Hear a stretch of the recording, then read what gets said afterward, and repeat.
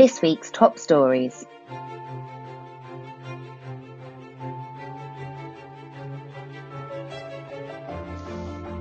Property investors are no longer planning deals in 2020.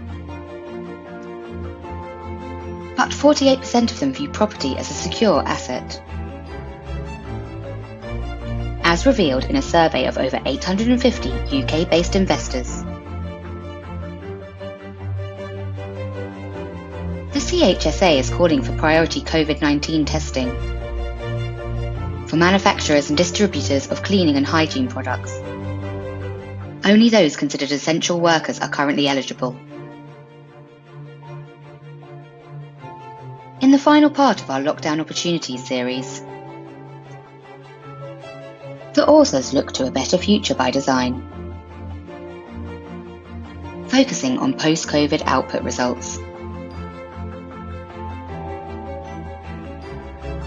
For all the latest facilities and workplace management news, read more at TWinFM.com.